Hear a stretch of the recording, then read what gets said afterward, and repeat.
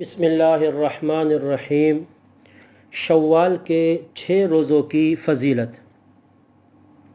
صحیح مسلم شریف میں حضرت ابو ایوب انصاری رضی اللہ تعالی عنہ سے روایت ہے کہ جناب رسول پاک صلی اللہ علیہ وسلم نے ارشاد فرمایا، جس شخص نے رمضان المبارک کے روزے رکھے اور پھر رمضان کے بعد شوال کے 6 روزے بھی رکھے تو گویا اس نے ہمیشہ روزے رکھے۔ شوال کے مہینے میں 6 روزے رکھنا، نبی اکرم صلی اللہ علیہ وسلم نے فرمایا، یہ ایسا ہے جیسے کہ پورا سال روزے رکھنے والا، کیونکہ اللہ تبارک و تعالی کا کریمانہ قانون ہے۔ اللہ اپنے بندوں پہ بڑے مہربان ہیں، اور اس امت کے ساتھ تو بہت رحمت والا معاملہ ہے کہ اس امت کی نیکیوں کے بارے میں اللہ تبارک و تعالی نے قرآن پاک میں ذکر فرمایا، من جاء بالحسنۃ فلہ عشر امثالھا، کہ ایک نیکی کا ثواب 10 گنا ہے۔ کوئی بھی نیکی کرے گا تو اس کا ثواب 10 گنا ہے۔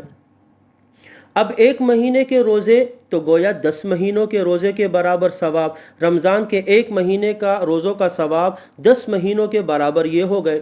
6 روزے مزید تو 6 روزے اگر 10 گنا بڑھا دیا جائے تو 6 60 بن جاتے ہیں۔ 60 کا مطلب 2 مہینے، 2 مہینے یہ ملا دیں تو 10 وہاں ہو گئے تھے، 2 یہ مہینے تو کل 12 مہینے بن جاتے ہیں۔ تو گویا پورے سال روزے رکھنے کے برابر اجر و ثواب ہے۔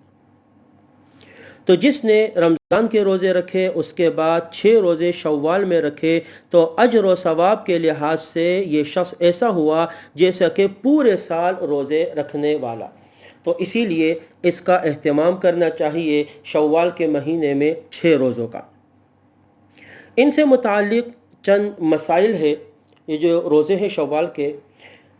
پہلا مسئلہ، شوال کے 6 روزے عید کے پہلے دن کے علاوہ شوال کے مہینے میں کسی بھی دن رکھے جا سکتے ہیں۔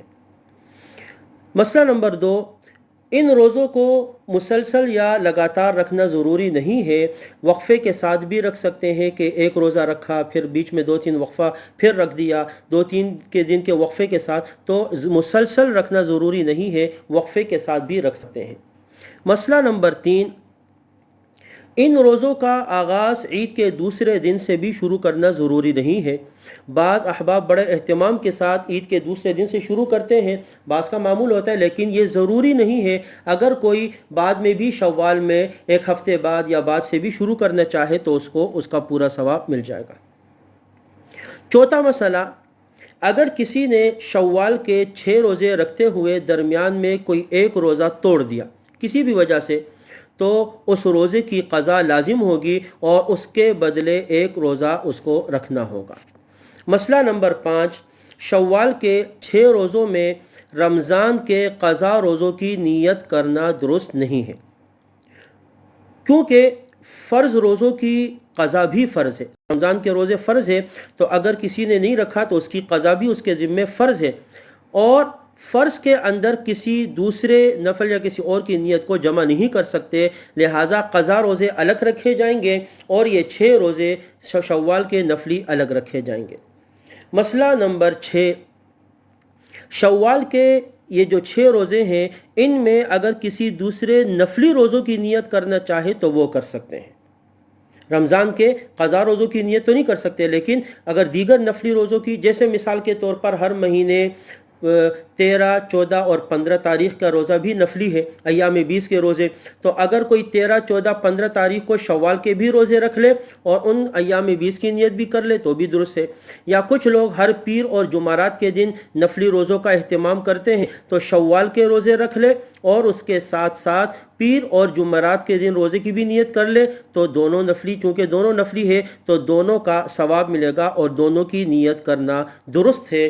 اسی لیے ان روزوں کا اہتمام کرنا چاہیے، اور اللہ تبارک و تعالی ہمیں عمل کی توفیق نصیب فرمائے، اور جو اس پر اجر رکھا ہے اللہ پاک وہ اجر بھی ہمیں عطا فرمائے۔ وآخر دعوانا ان الحمد للہ رب العالمین۔